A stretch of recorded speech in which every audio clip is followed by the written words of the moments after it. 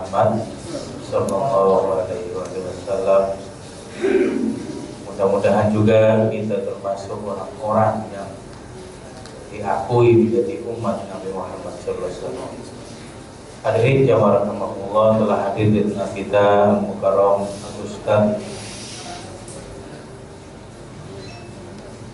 Ahmad Sodik MA, Doktor. Beliau sudah beberapa kali menyampaikan kajian tasawuf. Insyaallah hari ini akan melanjutkan kajiannya. Untuk itu mari kita sama-sama awali pertemuan kita ini dengan sama-sama membaca Al-Quran, berharap pada Allah mudah-mudahan kita nanti diberikan ilmu yang bermanfaat. Al-Fatihah. Ya.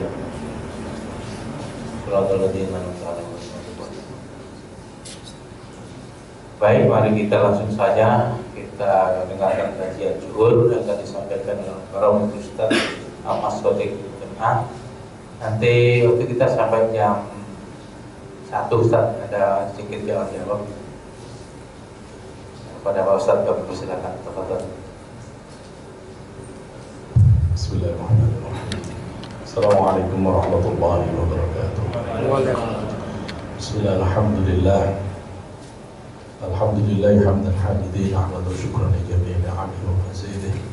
Wa usalli wa sallimu ala nabiyil karim habibina wa syafi'an wa qurratin Muhammad wa ala alihi wa sahbihi amma ba'd. Yang saya muliakan Bapak-bapak, Ibu rahimahumullah. Sebelum saya melanjutkan, saya takut mengulang. Saya sudah pernah membahas tentang amrul batiniyah atau belum sebelumnya? Penyakit-penyakit rohani. Terakhir itu bisikan. Oh, bisikan. Saya kira memang pembahasan kita hari ini akan membahas tentang amrul batiniyah, penyakit-penyakit batin. Setelah kita membedakan antara bisikan malaikat ilham, itu cirinya mengajak kebaikan dan ujungnya pasti positif. Kalau waswas dari setan itu cirinya ujungnya negatif dan bertentangan dengan Quran hadis. Rasa di dada kita itu membingungkan. Dan kalau hawajis, bisikan dari diri kita sendiri itu ngotot, tidak mau berhenti-berhenti. Ini dijelaskan Imam Ghazali dalam kitab Ihya. Insyaallah dia juga menjelaskan di dalam kitab Mujalladah. Kita masuk ke pembahasan tentang amradul batiniyah, penyakit-penyakit batin. Bahwa kalau kita mendengar sakit, pasti asumsi kita adalah fisik. Imam Ghazali dalam kitab Ihya mengatakan penyakit rohani itu jauh lebih hebat, tetapi orang teledor terhadap penyakit-penyakit rohani. Kenapa penyakit rohani itu disebut hebat? Karena penyakit fisik itu dampaknya paling lama hanya sampai kematian. Begitu mati selesai sakitnya sudah. Dan penyakit fisik itu yang dirusak dohirnya, badannya. Tapi penyakit batin itu yang rusak batinnya. Dan penyakit fisik itu orang segera tahu kalau dia sakit, dan biasanya segera dia mencari obatnya. Tapi di penyakit batin, penyakit rohani itu orang cenderung teledor dan tidak ada ciri-cirinya yang disadari oleh dirinya.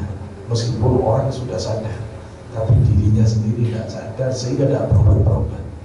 Bahkan kalau diberitahu jenis penyakit rohaninya, orang seringkali menolak untuk disebut sebagai sakit dalam sifat itu. Karena itu penyakit rohani patut diwaspadai. Karena kata Imam Ghazali, sakit jasmani itu menghilangkan kenikmatan duniawi, tapi sakit rohani itu menghilangkan duniawi, bahkan yang lebih hebat, ukhrawinya bisa hilang. Nah, penyakit-penyakit rohani itu adalah ketidakstabilan batin. Penyakit-penyakit rohani itu adalah melampauinya pendaya gunaan kekuatan jasmani di luar ketentuan Quran hadis. Imam Ghazali memberikan peneguhan bahwa potensi negatif itu di kita sudah ada, seperti penjelasan di awal kita bahwa karena kita ini dari jenis binatang secara fisik, maka kita punya sifat binatang jinak yang disebut bahamiyah, dan kita juga punya sifat binatang buas yang disebut dengan sabu'iyah. Binatang jinak ini loh yang membuat kita menjadi buruk perilakunya, sifat-sifat kita menjadi buruk, dan itu yang disebut dengan penyakit rohani itu. Makan makanan yang melampaui batas, tidak peduli halal haram. Kemudian orang menjadi tidak peduli minuman halal, minuman haram. Kemudian tidak peduli yang dilihat di depannya lawan jenis ini halal atau haram.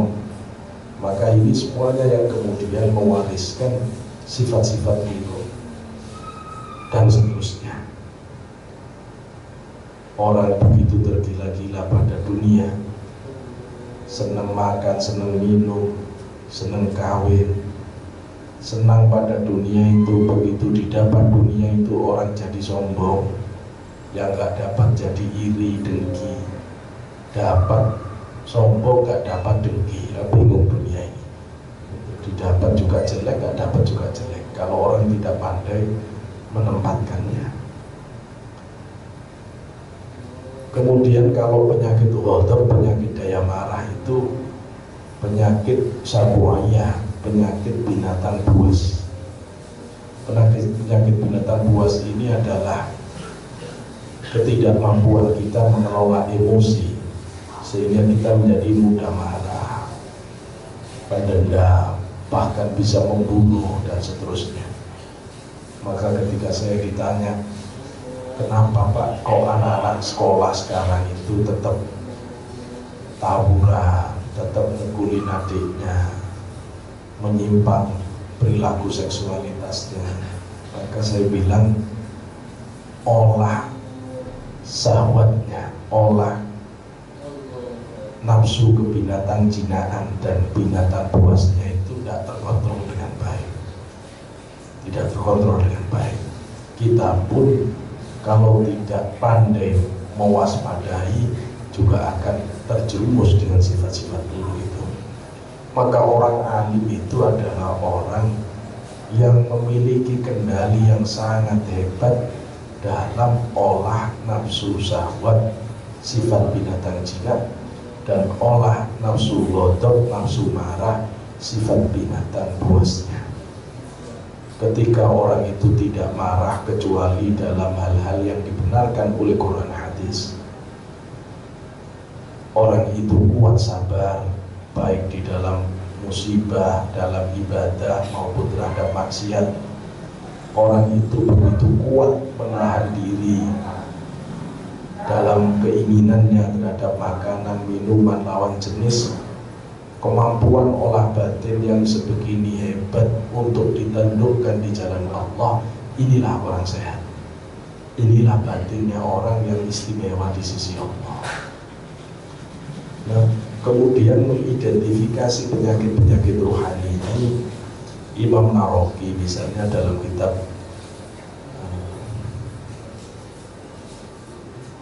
Ibnu Ajib al-Hasani, maksud saya Syekh Ibnu Ajib al-Hasani,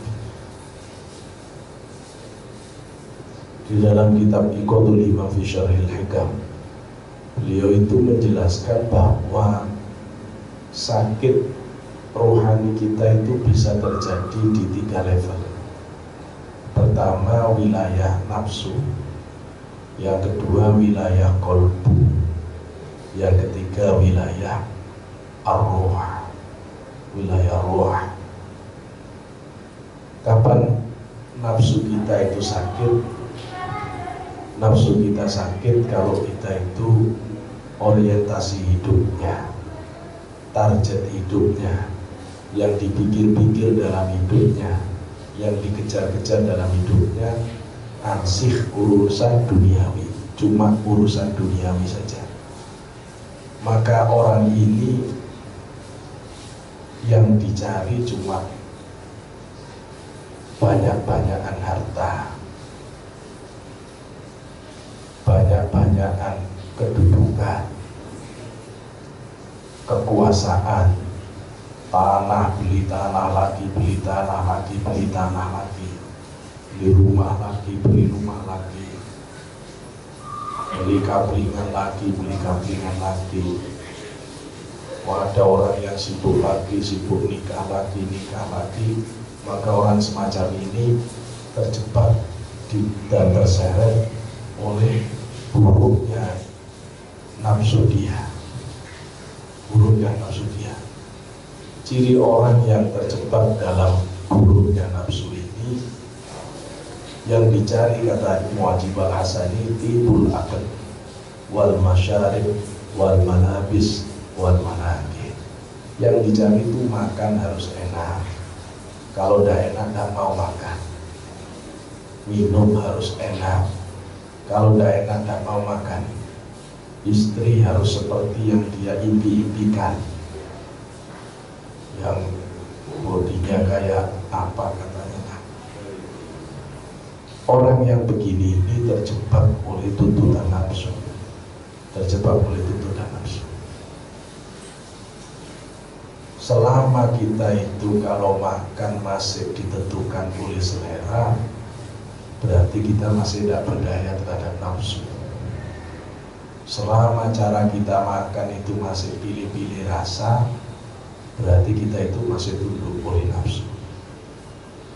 Selama kita itu masih terjebak melihat rupa-rupa perempuan, maka kita masih terjebak oleh nafsu. Apa kita bisa lepas sama sekali? Ya kalau wali bisa, nah kalau kayak kita ya gak mungkin. Tapi setidaknya kita itu tidak terlalu menuntut, tidak terlalu menuntut. Waktu dulu saya punya tetangga yang setiap pada maghrib selalu saya lihat istrinya sibuk banget masak. Terus saya tanya, kenapa sih dia itu kok begitu sibuk masak setiap pada maghrib? Kata istri saya, suaminya itu tidak bisa, kalau makanannya tidak hangat dia tidak bisa makan. Itu Pak, orang yang makan dengan ketentuan tertentu itu nyiksa semuanya, nyiksa semuanya. Kenapa tidak makan yang ada saja? Tidak ada Quran maupun hadis yang menyuruh makan harus hangat.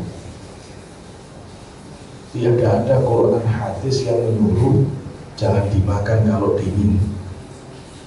Kalau begitu terus, kalau kita itu tidak bisa makan kecuali hangat, itu tandanya kita masih tertuntut oleh nafsu, tertuntut oleh nafsu. Satu hari ada kiai yang mau datang ke rumah, kemudian saya diberitahu oleh istrinya, nanti kiai itu bisanya cuma makan ini, tidak bisa ini, tidak bisa masakan yang terlalu asin, terlalu ini. Jadi kiai kok begini ya. Orang jadi kiai itu sudah tidak rewel. Kalau masih rewel jangan dipanggil kiai ya, jangan dipanggil kiai ya. Tidak ada kiai rewel itu, tidak ada. Romoya Hatib Rasulullah itu waktu punya Nafisah itu menyediakan makanan di hadapan beliau. Makanannya macam-macam, cuma yang persis di depannya Yai Hamid itu kulitnya roti kering. Jadi bukan rotinya Pak, kulitnya, pinggir-pinggirnya ini ditaruh di piring. Ya barang barangkali Yai mau memilih, maka ada banyak mas, semuanya kan ada. Cuma yang pas di depannya itu yang kulitnya roti kering. Yai Hamid ini wali, Yai Hamid itu banyak kiai gitu ya. Maka ada Rasulullah pasti hebat dipegang teguh. Yang dimakan ya sudah kulit kering, selesai dimakan cukup, Yai minum sudah. Yai mikir, oh berarti suami saya itu senengannya roti kering. Besok kalau makan tidak masak apa-apa, cuma roti kering. Begitu besok dikasih roti kering tok, nggak ada yang lain. Katanya maksudku tidak begini gitu loh ya. Lah kemarin kan yang kamu taruh persis di depan kursiku roti kering, ya ini yang saya makan. Lah cuma jangan roti kering terus, jangan roti kering terus. Nggak marahan gitu ya. Ya itu nggak marahan. Nah marah, jadi kiai kok marah, jadi tidak repot, keinginan duniawinya ya itu tidak repot. Silahkan bapak baca di literatur Islam itu Rasulullah susah atau tidak ikuti keinginan Rasulullah, gampang Pak Rasulullah itu gampang ya. Sampai budak saja itu bisa ke Rasulullah. Ya, apalagi orang berbeda, dia merasa tidak takut sama sekali itu nampak Rasulullah. Sampai sahabat-sahabat itu berpikir berkali-kali untuk ngajak Rasulullah, karena Rasulullah begitu mudah diajak ya, nggak ribet. Saya kan kadang-kadang undang kiai itu repotnya Mas Om, ini kok kiai tapi bukan orang ini kok rumit. Setelah itu sudah kita utus orang, nemunya itu repot, masih harus melalui prosedur ini, oh iya kok begini seperti apa gitu ya. Tidak repot mestinya, tidak repot. Ya, jadi makannya tidak repot. Orang kalau benar-benar ahli itu makan tidak repot. Selama itu halal, thayyiban, makan. Kalau itu memang makanannya mengandung tidak halal, nah ini biasanya kiai-kiai khawas itu, kiai-kiai yang benar kiai itu kalau dia males makan itu persoalannya bukan jenis makanan, tapi dari persoalan halal-haramnya. Kiai biasanya ragu, kalau kiai ragu ya dia tidak akan makan. Jadi tidak makannya itu bukan karena masakannya tidak cocok gitu ya. Bukan karena masakannya tidak cocok, tapi kalau masakannya cocok baru makan, tidak cocok tidak makan ya belum. Nah lidah kita itu kita harus paksa. Menurut saya, apa sih bedanya sate, tempe, rendang? Ya, bedanya kan cuma panjangnya lidah ini berapa? 4 cm. Ya bedanya cuma 4 cm. Lepas dari 4 cm itu sama rasanya.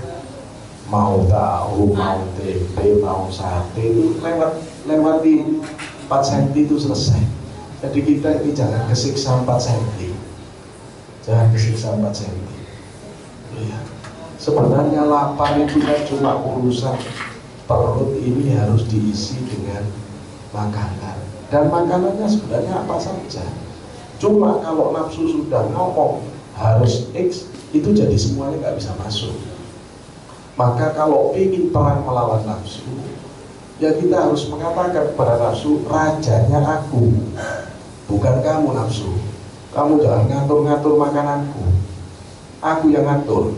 Aturanku itu sesuai Quran hadis. Selama itu halal, selama itu thayyiban, makan. Tidak enak makan. Saya waktu kecil di Pasuruan, Yai ada pengajian minggu itu, kata Yai Misbah waktu itu, dia bilang, kalau kamu makan kepingin terasa enak itu, meskipun tempe itu merem aja, sambil bilang sate, makan sudah. Jadi apa ini sebenarnya? Belajar untuk mengalahkan tuntutan nafsu. Kenapa? Selama kita tidak bisa mengalahkan tuntutan nafsu, selama itu kita tersiksa dalam hidup ini. Ya, selama itu tersiksa kita dalam hidup. Bayangkan orang-orang kaya, jangan dikira makannya lebih nikmat daripada orang miskin. Orang miskin itu di sawah-sawah, udah kerja dia capek, istrinya datang, bisa jadi yang dibawa itu cuma nasi jagung, terus gitu sama sambal terasi, terus sama tempe sama gorengan ikan asin. Tapi itu nikmatnya Masya Allah. Kenapa? Karena begitu dia makan, dia sudah gak mikir yang lain. Gak mikir yang lain. Sudah cukup sudah dengan itu. Coba kita ini kadang-kadang kaya semuanya ada, begitu makan, istri kita udah capek-capek masakkan rawon misalnya, masakkan gulai, Pak ini gulai kepala kakap, ya gulai kepala kakap. Begitu kita makan, itu diganggu oleh nafsu. Katanya nafsu, masih enakan yang di itu rumah makan rendang sebelah sana, masih enakan yang sana. Hilang kenikmatan kita makan karena kita kesiksa oleh nafsu yang masih mengimpi-impikan yang lain. Betul ya? Ini kalau urusan makanan begini. Nah terus kalau bapak tidur dengan istri terus digoda oleh nafsu, masih bagusan yang di sana, masih bagusan yang muter-muter di Senayan, masih bagusan habis ya. Loh ini loh, ini wilayah nafsu yang liar, yang kalau kita tidak segera patahkan dari dalam, tidak akan pernah bisa jadi baik orang itu. Kalau orang itu mau jadi baik, cuma nambah sholat, cuma hadir majelis zikir sesekali, terus pura-pura tobat sebentar, kata Syaikhul Qadir. Kadang pohon itu kalau cuma ditebang dahannya, ditebang cabangnya, ya memang sementara tidak ada daun jatuh, tak kotor, tapi semainya itu bisa lebih banyak. Orang bisikan diri itu kalau tidak dipangkas dari pangkalnya, cuma lip service saja baik-baik sebentar, itu memunculkan sifat-sifat buruk yang lebih banyak nanti. Ya berubah. Nah, terus putus pangkal ini apa? Ya nafsu ini harus dididik benar, harus kuat, bahwa harus mampu mengontrol seluruh jenis keinginan dan ditundukkan benar di jalan Allah. Begitu mau makan, ya makan apa? Ya mau makan apa? Mau makan rendang, ya rendang. Kalau tidak turuti ya apa? Ya tidak apa-apa kalau itu makan rendang. Jadi kalau mau makan itu dialog dengan nafsu kita. Mau makan apa? Makan rendang. Kalau tidak rendang kemana? Harus, pokoknya wajib. Rendang yang di mana? Yang di sana.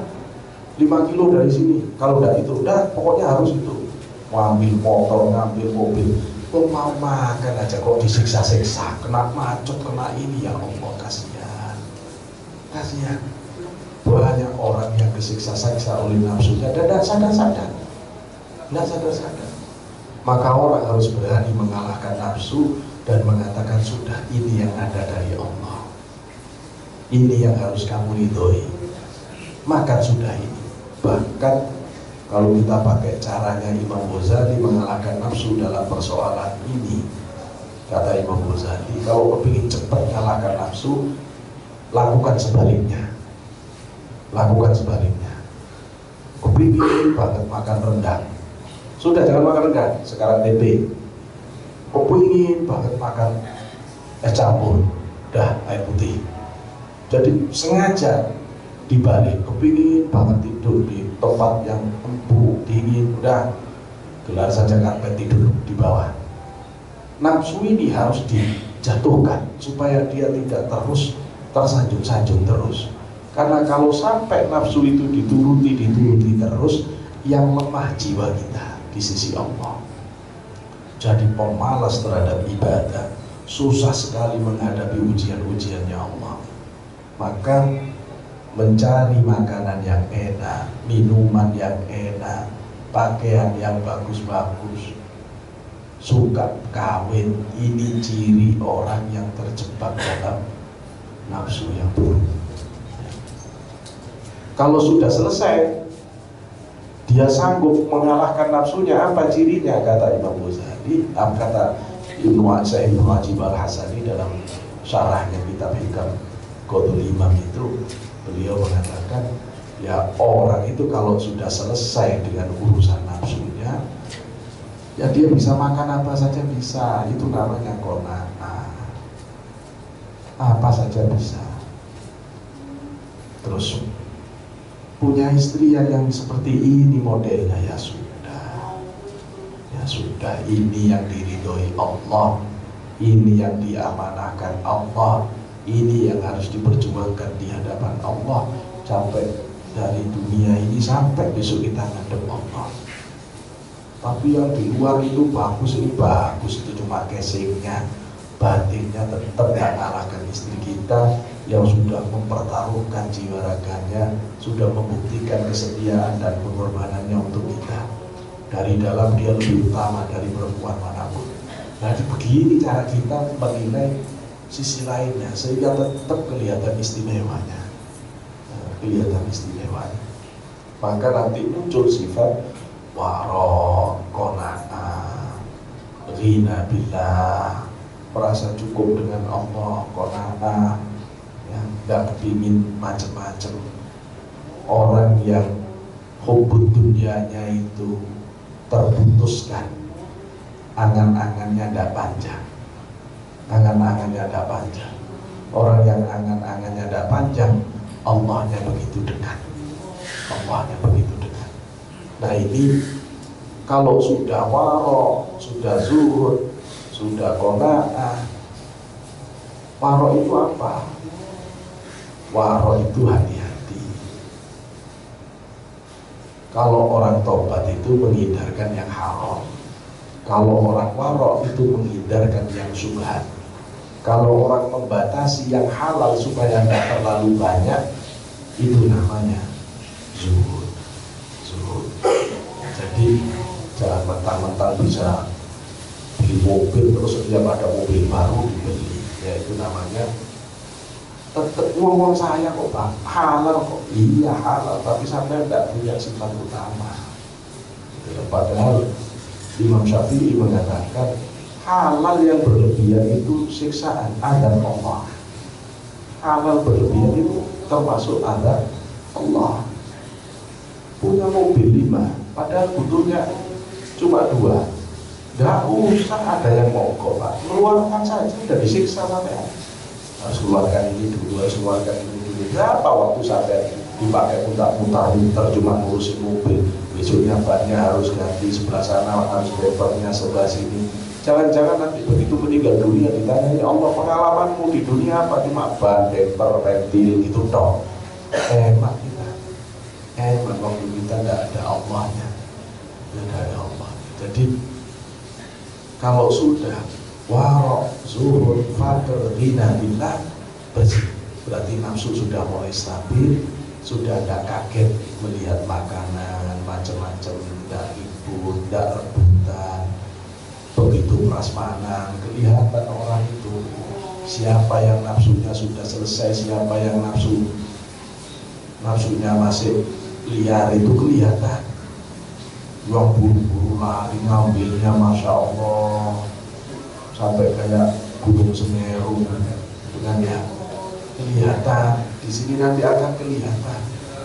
Hati-hati Bapak kalau bareng-bareng dengan kiai yang ahli, karena cara makan kita, cara ngambil kita itu sudah gambaran nafsu syahwat kita. Itu ya gambaran. Dari ngomongnya itu kelihatan ini nafsu syahwatnya sembuh atau tidak. Kelihatan. Gimana ngeliatnya? Ini saya beritahu. Seringkali orang kalau guyonan, lelucon, itu terus nyerempet-nyerempet ke persoalan-persoalan yang begitu-begitu itu. Maka kalau orang di leluconnya, dilawakannya itu kok bau-bau seksualitas, itu ciri sahabatnya nggak stabil orang itu. Nggak stabil. Cari sudah bahasanya Rasulullah. Dan ada semuanya begitu ketata kan kelihatan. Kalimat yang keluar itu kalimat yang sudah terolah dari dalam, penuh kehati-hatian. Bukan kalimat yang lahir dari kecerobohan, bukan kalimat yang merupakan hembusan dari syahwat. Itu ya. Maka ketika orang itu bergurau penuh syahwat, itu sudah gambaran tidak stabilnya syahwatnya. Tidak stabilnya syahwatnya. Maka hati-hatilah kita dalam berucap, dalam bergurau, karena itu akan menggambarkan siapa sebenarnya sampean itu.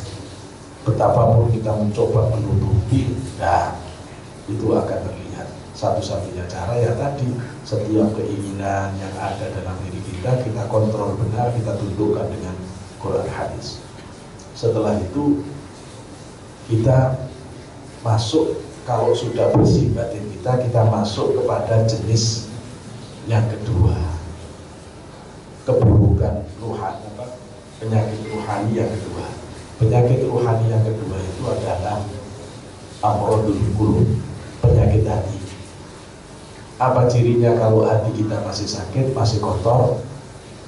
Cirinya adalah hubbus syuhra wal riyasah, kata Khatib Al-Hasani, senang popularitas, senang prestis, senang prestasi, senang dipuji orang. Kalau dipuji-puji itu senang banget. Dipuji-puji itu senang. Ada kiai dibedakin itu loh mau, dikasih lipstik mau. Ya ayo bedakan lah gitu ya. Ya ayo bedakan. Biar apa?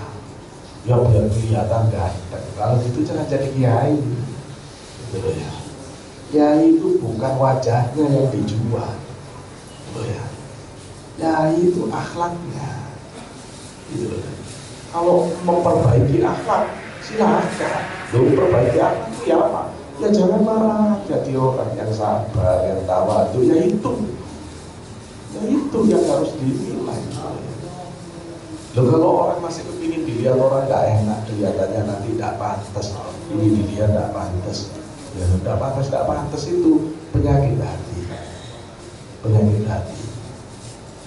Maka kadang-kadang saya kalau ngaji di ibu-ibu itu saya bilang, wah, pak, ukuran istri solihah itu gampang. Kok gampang? Iya. Kalau istri itu, kalau di rumah baunya wangi, kalau keluar rumah tidak ada baunya, itu istri solihah. Tapi kalau keluar rumah baunya wangi, di dalam rumah kok balsem, ya sudah. Ini repot itu ya. Kenapa? Sudah ketahuan untuk siapa bau wangi itu. Untuk siapa bau wangi itu. Jadi kan ini hati yang kotor hati. Jadi hati yang kotor ini melahirkan sifat yang ingin dipuji orang.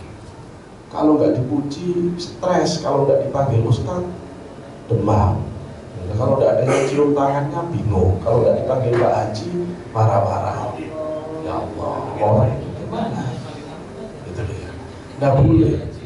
Nah terus kalau sudah kita tidak hubbus syuhra wal riyasah, apa cirinya orang yang hatinya masih kotor? Yaitu senang gagah, senang jabatan, senang kedudukan, senang popularitas. Kalau sudah lepas dari hati yang kotor, apa cirinya orang? Dia akan tawadhu, rendah hati. Loh, terus kita ini hidup di Jakarta, Pak. Apa kita terus ini pakaiannya gebel-gebelan terus? Enggak. Kita pakai makolahnya Imam Qutb Abu Hasan al-Asy'arili.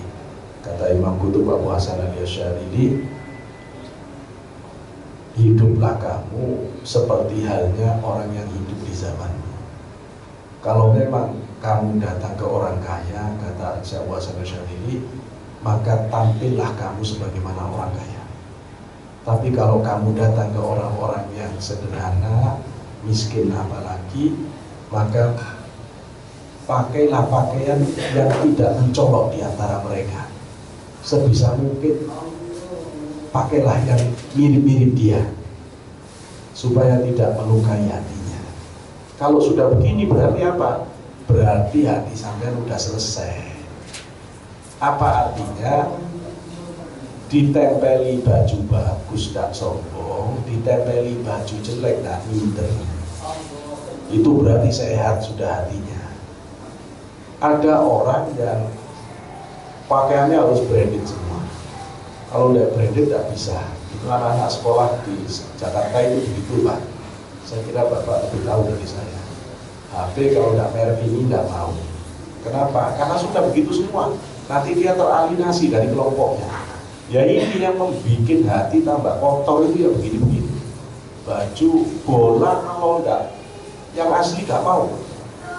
Saya bingung anak sekarang ini semuanya serba branded. Pokoknya batinnya itu loh dibrandedkan dulu. Itu loh ya. Hatinya itu loh dibrandedkan dulu. Hatinya gak branded sama sekali hatinya. Hatinya amatiran. Kalau katanya orang Pasuruan hatinya pasaran. Hatinya pasaran. Jadi ini bahaya kalau terus-teruskan, nanti kita menjadi terseret-seret oleh kenikmatan luaran. Tidak bisa bahagia kecuali HP-nya bagus, tidak bisa bahagia kecuali bajunya bagus, tidak bisa bahagia kecuali mobilnya bagus. Padahal yang namanya bagus itu ganti terus setiap hari. Ya. Berarti kita itu bahagianya cuma sebentar, punya HP baru sebentar, baru 3 bulan keluar lagi yang baru, sudah tidak senang lagi Bapak hidupnya. Mobil baru punya, beli baru, terus itu keluar lagi, udah tidak bahagia lagi. Kasihan Bapak tidak bisa bahagia. Jadi tinggalkanlah hubus surah wal riyasah ini dengan nanti muncul sifat qanaah. Apa? Muncul sifat tawadu. Kemudian orang ini menjadi orang yang salamatus sudur, dadanya itu terselamatkan dari semua jenis keburukan dari luaran. Nah, itu orang yang hatinya bersih. Kemudian yang terakhir, setelah hati bersih, yang harus dicek itu roh, kata Syekh Ibnu Hajib Al-Hasani. Kapan roh kita itu masih kotor? Kalau yang kita kejar dalam ibadah itu pahala dan surga. Untuk level pemula, orang ibadah nyari surga, nyari pahala itu sudah bagus Pak. Saya juga kalau ngajari anak-anak ibadah ya saya suruh nyari pahala. Kalau cari pahala yang banyak, ayo lakukan ini pahalanya banyak ini. Ayo sholawatan malam Jumat ini pahalanya banyak. Ya pahala kita suruh cari. Ayo biar masuk surga, biar masuk surga Firdaus. Ayo, ya ini yang kita dorongkan ketika batin masih lemah. Kalau batin kita itu pendorongnya belum kuat lillahi ta'alanya, terpaksa harus disandarkan kepada pahala dan surga. Tapi sampai kapan kita ibadah nyari pahala surga itu? Karena kalau menurut ukurannya orang yang sangat alim, orang yang ibadah nyari pahala, nyari surga itu masih kotor. Cuma kotornya sudah level yang paling tinggi, ruhnya. Nafsu sudah bersih, qalbu sudah bersih, cuma roh yang masih kotor. Dan terus ya hubul, orang yang hubul karomah wal qusur wal khur, orang yang senang mencari istana-istana akhirat, orang yang senang mendapatkan bidadari di surga, itu ciri ruhani yang kotor, ruhnya yang kotor. Terus bagaimana caranya? Ya tidak bisa kita harus mengalihkan niat dari nyari surga, nyari pahala, benar-benar lillahi ta'ala. Lillahi ta'ala. Saya dulu waktu mau nikah dari hari pesan, kalau nikah saya pesan satu, kalau pas akad, pas mengucapkan qabiltu nikahan, pas mengucapkan qabiltu itu jangan ada niat apapun. Meskipun istrimu cantik, meskipun ini tidak usah dipikir, benar-benar bersihkan niat karena Allah saja. Setelah itu ya udah terserah, kita ini masih orang pemula, pasti kita tertarik ke orang itu ngomongnya saja lillahi ta'ala, yang lain yang sebenarnya sudah kesana sini lihat kita, tapi belajar untuk lillahi ta'ala. Maka sholat pun begitu, mungkin kita belum bisa bersih seluruhnya, tapi pas niat itu, pas Allah itu bersihkan yang selain Allah itu, niatkan karena Allah saja sholat kita itu. Maka kalau nanti sudah bisa ya terus belajar untuk mengikis seluruh niatan dan kita fokuskan niat karena Allah. Karena itu Rabi'atul Adawiyah, seorang sufi besar abad ke-8 Masehi, beliau itu pernah satu saat keluar, dia membawa di tangan kanannya itu ada obor, di tangan kirinya itu ada air. Kemudian dia cari, dia teriak-teriak, mana surga, saya mau bakar saja surga. Mana neraka, saya mau siram saja neraka. Kenapa begini dia sampai melakukan demonstrasi begini ini? Kata dia, biar tidak ada lagi orang yang ibadah takut neraka, biar tidak ada lagi orang ibadah nyari surga. Di mana orang yang nyari Allah? Saya kadang-kadang juga bingung lihat orang Islam. Ka'bah itu, ya haji itu penting, wajib, ya saya sudah selesai bahasanya. Saya cuma mau menggelitik Bapak untuk memikirkan yang lain lebih dalam. Ka'bah itu Baitullah, rumahnya Allah. Mau dekat rumahnya Allah itu orang berebut, bayar mahal pun dilakukan, jauh-jauh dilakukan. Untuk apa? Untuk dekat-dekat rumahnya Allah. Nanti kalau sudah dekat rumahnya Allah, pulang bisa untuk sombong-sombongan, haji udah ini udah. Yang anehnya itu diajak dekat Allah itu tidak mau, gitu loh ya. Jadi orang kita itu rame dekati rumahnya, diajak ketemu yang punya rumah itu malas. Loh, ketemu yang punya rumah itu, ya bangun malam, sholat malam. Ini kan sholat malam tidak bayar, tidak bangun, gitu ya. Namanya tidak bayar. Giliran diajak dikiran tidak bayar, tidak datang. Loh, itu kok repot gitu loh ya. Kalau kita baca hadis, Raudhah itu ada dua. Pertama raudhah fisik, itu yang kata Rasulullah, ma baina baiti wa mimbari raudhah min riyadil jannah. Antara rumahku dan mimbarku itu adalah taman dari taman surga. Itu raudhah fisik. Tapi ada raudhah yang batin. Ya, raudhah fisik orang berebut. Waktu saya haji itu malam Jumat, itu sampai mati 4 itu berebut masuk ke situ saja, rebutan masuk raudhah. Padahal ada raudhah batiniyah yang bisa diciptakan bersama-sama. Di hadis Rasulullah menyebut, idza marartum bi riyadil jannah farta'u ay tamatta'u. Kalau kamu melintasi taman surga, taman-taman surga, nikmatilah, kata Rasulullah. Ketika Rasulullah ditanya, wa riyadul jannah, apa taman surga itu Rasul? Rasul menjawab, hilakut tiga, sekelompok orang yang sedang berzikir. Itu kan gampang banget sebenarnya raudhah itu. Tinggal bareng-bareng, afdhalul dzikri fa'lamu annahu la ilaha illallah, la ilaha illallah. Atau tidak usah begitu selesai sholat, setelah itu astagfirullahaladzim, subhanallah, subhanallah, bareng-bareng subhanallah, raudhah deh. Alhamdulillah, mau ada yang bilang bid'ah itu Rasulullah, ruwet sama orang gak paham gitu ya. Alhamdulillah, bareng zikiran itu raudhah. Karena itu kiai-kiai kita dulu itu menciptakan majelis-majelis zikir yang banyak. Karena itu ada tahlil, ada apa ya, karena menciptakan raudhah itu supaya orang itu tetap punya tempat untuk sambung kepada Allah Subhanahu wa ta'ala. Maka ketika orang itu sudah bisa ikhlas benar, tidak lagi nyari surga, tidak lagi takut neraka, benar-benar lurus karena Allah, dia sudah menjadi orang-orang yang benar mukhlis, benar-benar menjadi orang yang ibadahnya lurus ke Allah.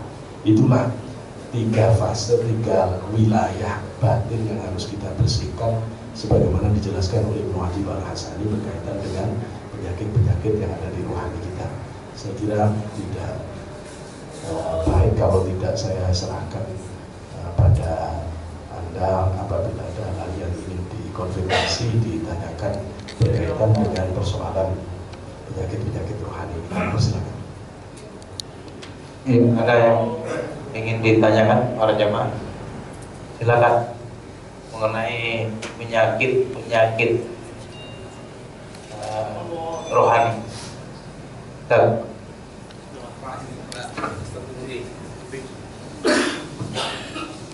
Assalamualaikum warahmatullahi wabarakatuh. Berkaitan dengan penyakit jasmani dan penyakit rohani, apakah penyakit jasmani ada yang disebabkan oleh penyakit rohani?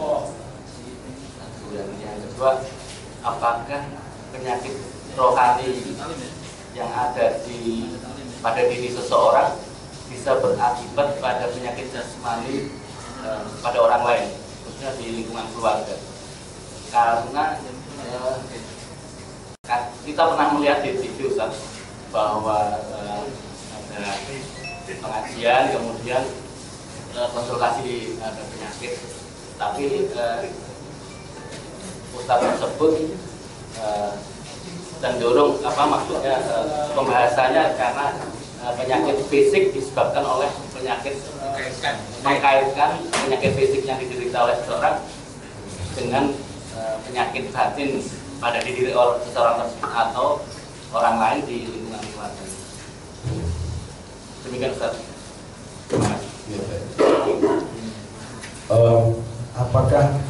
Terima kasih. Apakah penyakit jasmani itu bisa menyebabkan sakit rohani? Saya kira ini sudah dikaji dalam ilmu psikologi. Ada yang disebut dengan psikosomatis. Psikosomatis itu adalah penyakit fisik yang sebenarnya kalau dilacak akar persoalannya itu asal muasalnya ada di persoalan-persoalan psikologis, persoalan penyakit fisik yang disebabkan oleh psikologis. Bahkan saya lupa ya, ada pertemuan dokter-dokter di Eropa pada tahun, saya lupa tahunnya itu, kayaknya abad 19-an itu Pak ya. Dia kesimpulannya adalah hampir semua penyakit-penyakit fisik itu pun penyebab awalnya juga psikologis. Maka kalau misalnya ada ustadz yang meneliti kenapa sih orang ini kok penyakit ini, coba dibaca dari sekian sampel, kemudian ketemu titik kesamaannya, oh ternyata ini biasanya sifat ini yang menyebabkan, oh ini biasanya karena ini.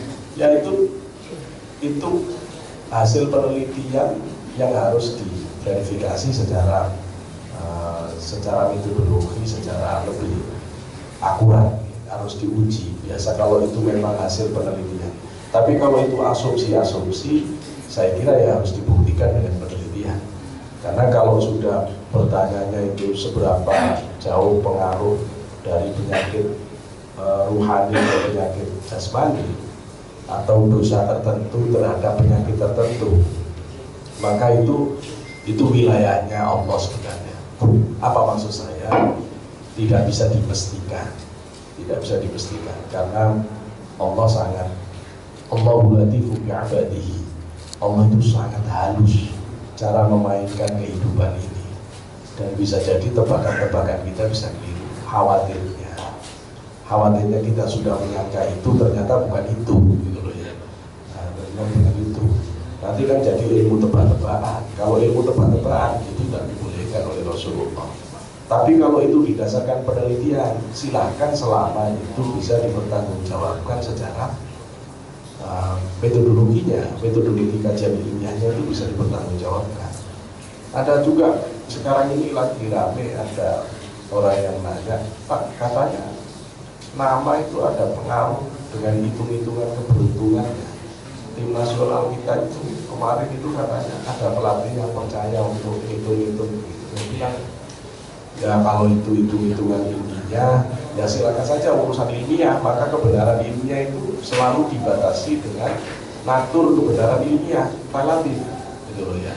Tapi jangan dibawa-bawa itu ke wilayah keyakinan, karena keyakinan itu wilayahnya Allah, wilayahnya Quran, wilayahnya hadis, yang jangan mau didoktrin sesuatu yang tidak ada di Quran maupun di hadis. Misalnya namamu Ahmad Sodik ya, supaya kamu beruntung ganti saja Ahmad Sidok. Wah, ngapain? Gitu loh ya, ngapain? Kalau begini jangan mau. Gitu loh ya, sampai kok kayak orang nggak punya iman saja. Gitu loh, nggak punya iman saja. Disuruh berubah begini. Apa hubungannya merubah satu huruf dengan nasib seluruh kehidupan itu? Dan jangan menjadi orang yang kemudian rasionalitasnya hilang. Tetap kita nyadar kepada Allah dan Rasulnya dalam persoalan, jangan ganggu pada persoalan. Kalau itu hasil analisis terhadap fenomena dan dia simpulkan begitu, ya nanti kita uji. Tugas ilmuwan itu selalu menguji temuan-temuan yang dihasilkan oleh peneliti sebelumnya, entah itu verifikasi, entah itu falsifikasi. Kalau dia terbukti dan meyakinkan, ya pasti dunia tidak akan nolak, dunia ilmiah tidak nolak. Selama itu tertolak oleh dunia ilmiah, ya tidak bisa dilakukan. Begitu Pak Kiai.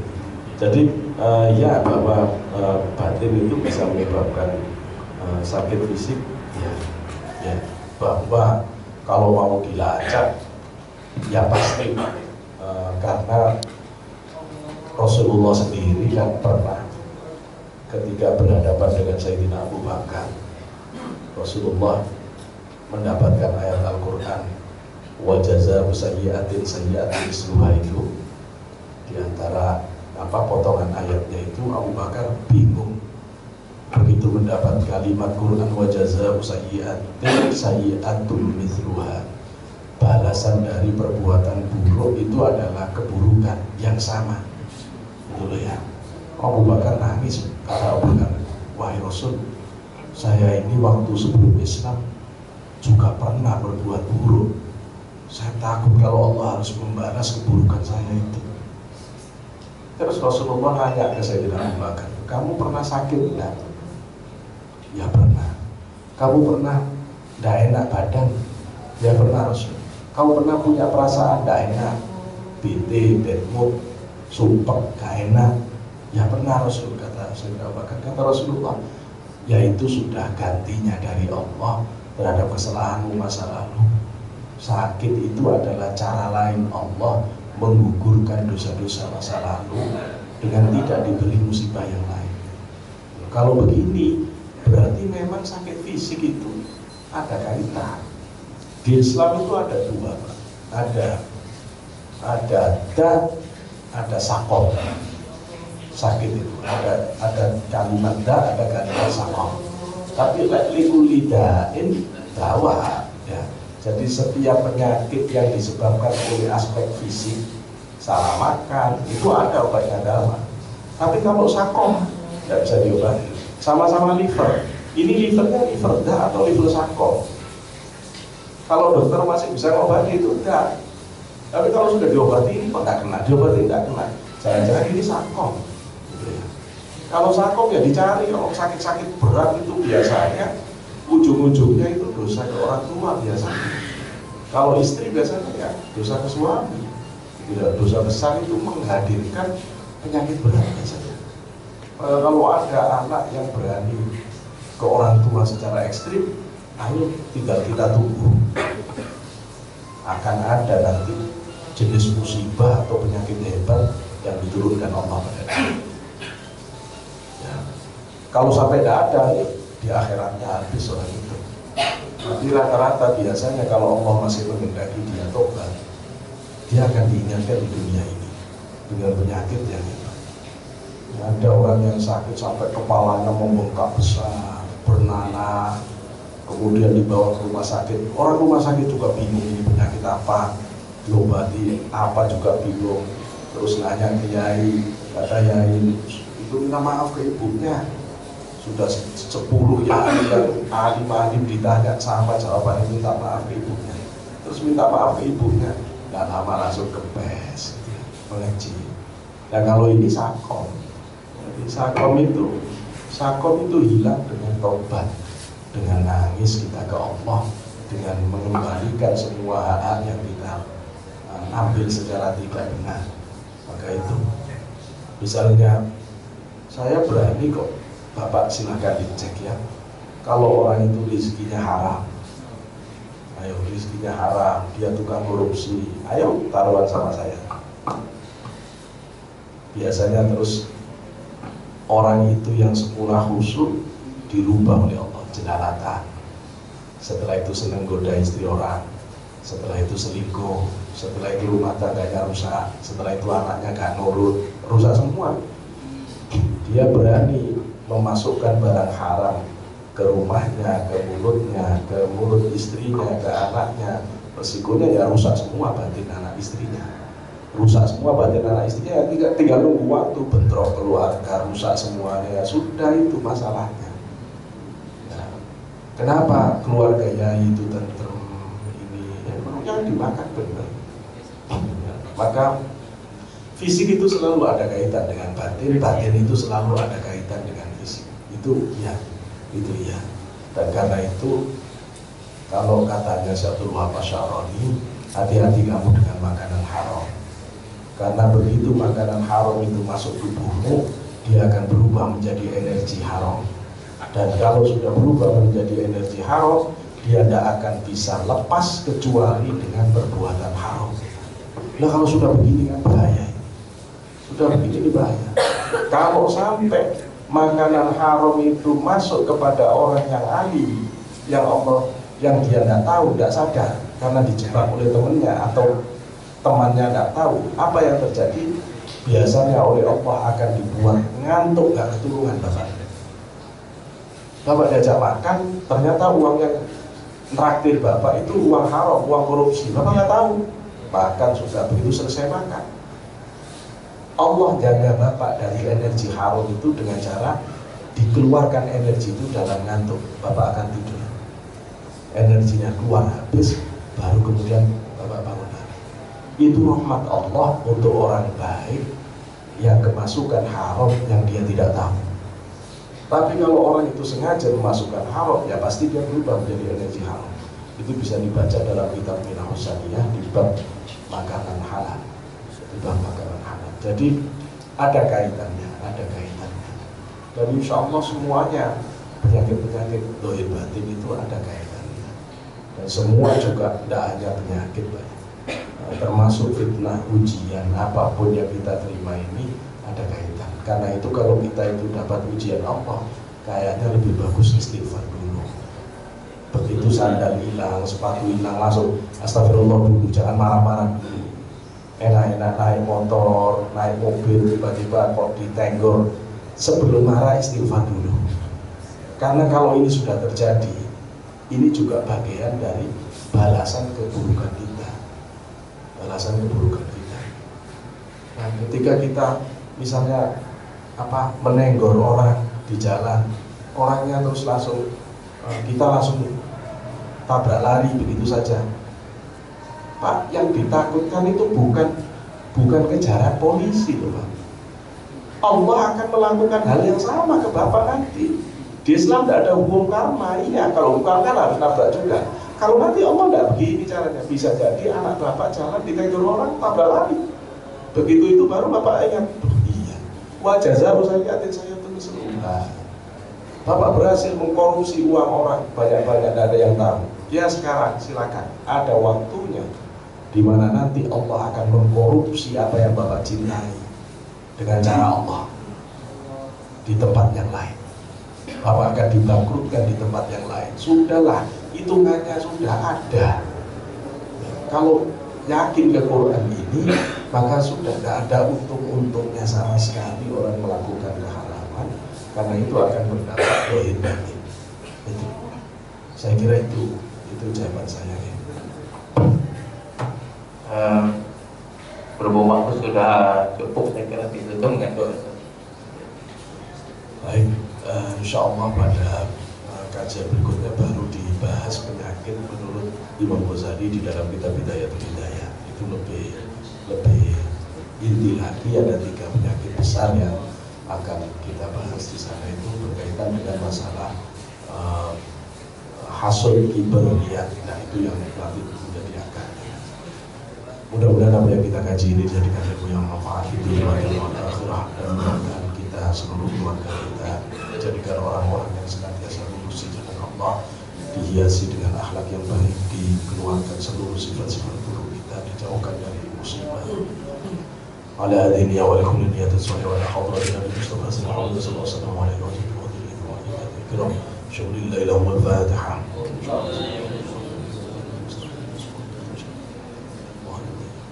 Alhamdulillah fi na'amika fi masjid ya Rabbana lakal hamdu kama yanbaghi li jalali wajhika subhanahu wa ta'ala ashhadu Muhammad fil awwal wal akhir wa sallallahu alaihi wa sallam wa sallallahu alaihi wa sallam. اللهم انفعنا بما علمتنا وعلمنا ما ينفعنا اللهم انفعنا بما علمتنا وعلمنا ما ينفعنا اللهم انفعنا بما علمتنا وعلمنا ما ينفعنا اللهم اصلح لنا بيننا والف بين قلوبنا واهدنا سبل السلام ونجنا من ظلمات الى النور وجنبنا وعيش ما وعدنا وما بطن اللهم بارك لنا في اسماعنا وابصارنا وازواجنا وذريتنا وارحمنا انك انت التواب الرحيم واغفر لنا واتم علينا واغفر لنا واتم علينا ربنا آتنا في الدنيا حسنة وفي الآخرة حسنة وقنا عذاب النار سبحان ربك رب العزة عما يصفون وسلام على المرسلين والحمد لله رب العالمين بسر الفاتحة.